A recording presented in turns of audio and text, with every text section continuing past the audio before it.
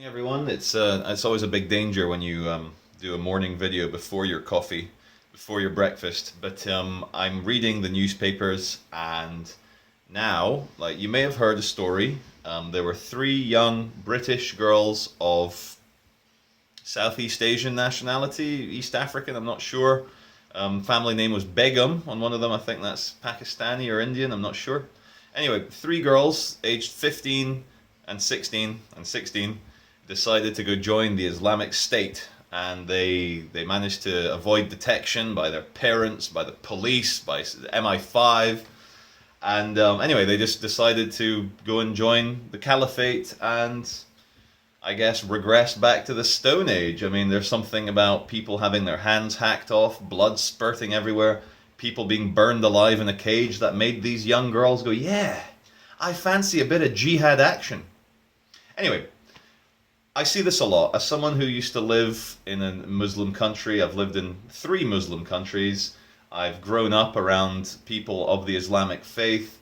I went to university and had debates. I was in the Public Speaking Society about Islam and so forth. And just like any very powerful ideology, any incredible software program, and it's one of the most powerful software programs in the world at the moment, it has this psychological autoimmune system that any criticism of the actual ideology is instantly repelled and blamed on a lack of interpretation. Or in the case of these 3 girls who have traveled to Syria to go and, I guess, rape and pillage and kill and murder Christians and destroy Buddhist architecture. And it's so sad. You see these Yahoo maniacs with these sledgehammers smashing these Persian and Assyrian monuments that have been there for like 3,000 or 4,000 years. This is like our shared human culture. And these guys say, no, it's haram. This is not bloody from this. Muhammad wouldn't have agreed with this. And now we've got the parents. There's now a big inquiry. The Metropolitan Police are being blamed. And the parents, who are Muslims themselves, they need to start, it's time for us to kind of separate the human being from the ideology. They're human beings, they share the same DNA as me 100%, our DNA is compatible, but unfortunately, this 1,400-year-old medieval ideology is not really working, and it's leading your children to go and join, what's it called? What's it called? Oh, it's called the Islamic State.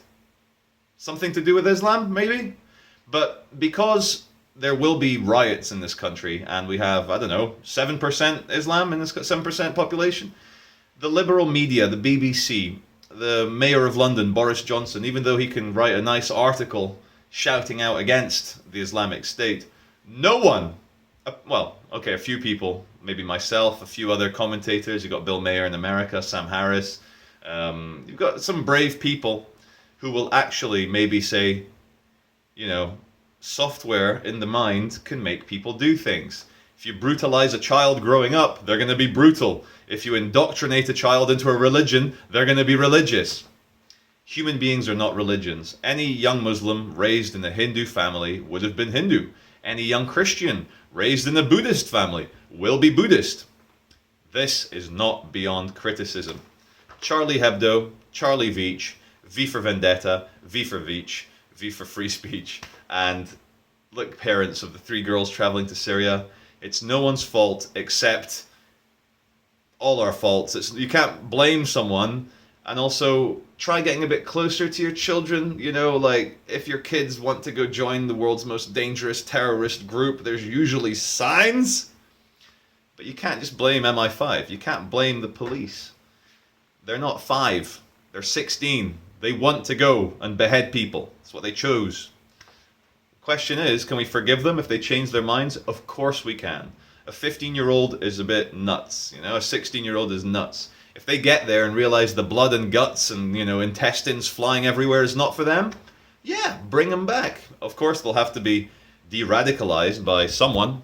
But no, I believe in forgiveness and compassion. Any terrorist, any, radical Muslim who wants to come back and be a nice person, of course, because you are not your religion, you are not your indoctrination, you are the incredible human being whose life can be traced back to the genesis of life 1 billion years ago. You are the inheritor of life on earth.